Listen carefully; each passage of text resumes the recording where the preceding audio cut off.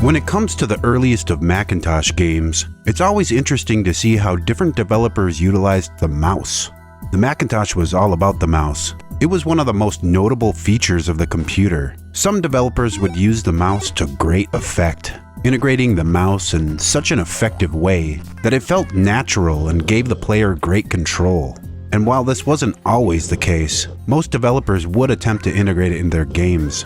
An early example of this is the game Captain Magneto by Al Evans, which was one of the first adventure games ever to do away with typing in commands on the keyboard.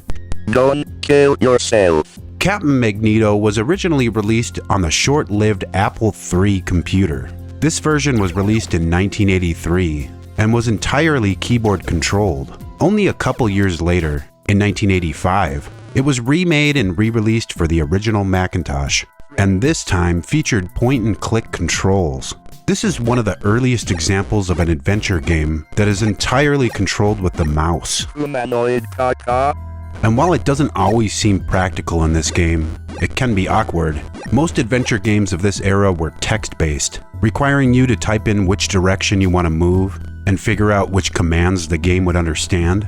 A goal of this game was to do away with that. You play as Captain Lance Magneto, an intergalactic ranger who's been assigned to investigate the disappearance of several commercial trading ships. These disappearances have been linked to a creature that goes by Menturg, who's hiding out on a small planet nearby. The Crown of Control, which is a powerful relic, has recently disappeared and has been traced to the Menturg. It's believed that the Menturg is using the crown to commit piracy in high space.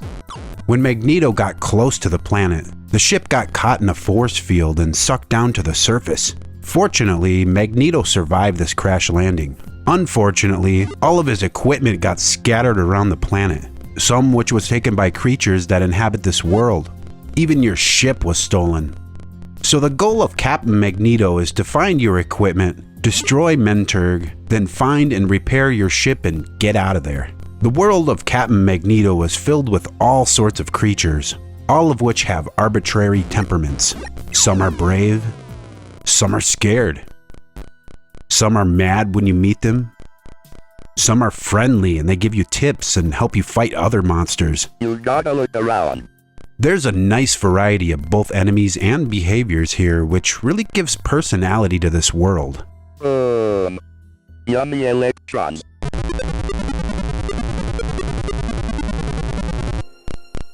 As far as the gameplay goes, it's pretty much your standard adventure game style. You search for items, then use those items to solve puzzles and get further into the game. Nothing is incredibly cryptic, but there is a lot of trial and error and exploring you'll have to go through to figure out some of these puzzles.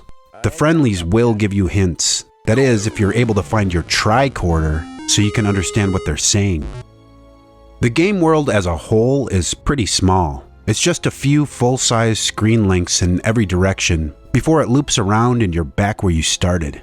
There's a river that blocks the horizontal plane, and initially the only way to get over the river is to use this bridge.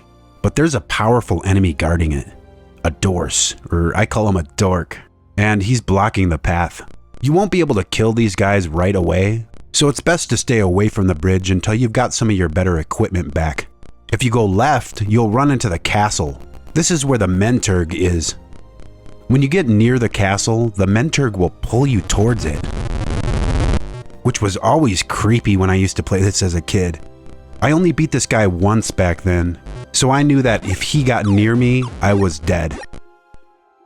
Another thing that creeped me out back then were these tornadoes. If you step on an invisible area, mostly by the castle, you'll trigger one of these tornadoes. They'll take you in random directions and drop you off on a random spot on the map.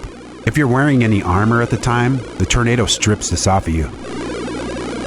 There are a number of items to find and use in this game.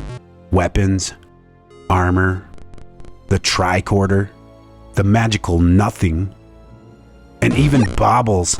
Oh boy, baubles. You've got to trade these baubles to the guard for keys. It's so unusual to meet a truly great hero. Here, take this key. But watch out for the Cypids.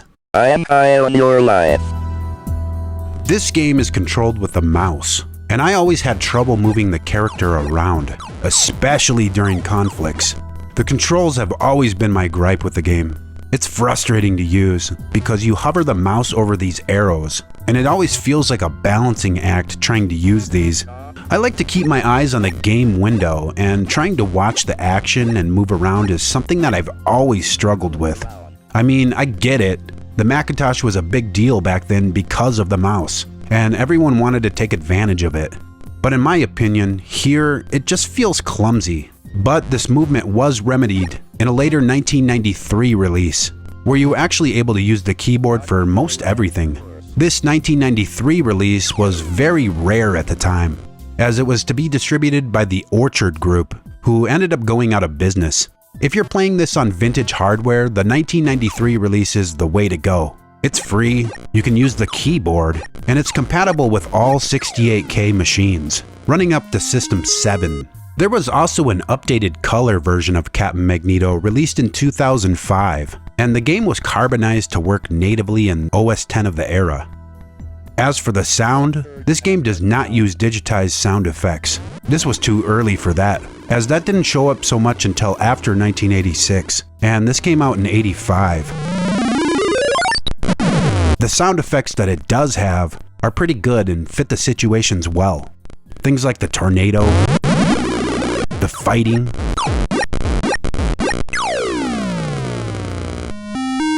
the talking, and the Z-gate are all very memorable sound effects that I don't think I'll ever forget. If you want to play this game today, the best way is by using real hardware. Any of the compact Macs will play this no problem, even the 128K.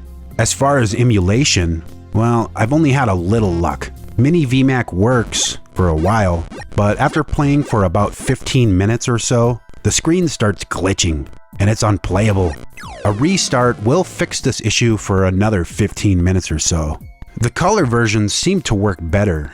Al even made a special version for the Basilisk 2 emulator.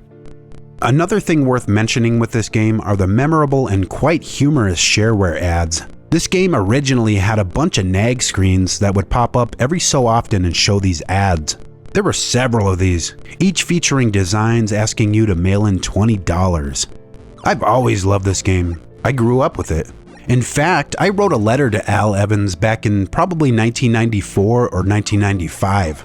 I would have just finished 4th grade at the time, 12 years old, so the letter was probably both illegible and embarrassing. But if I recall correctly, I had asked him about how the game was made and how to get started making my own games. To my surprise, he actually wrote back to me and was excited for the feedback and shared some tips with me to get started.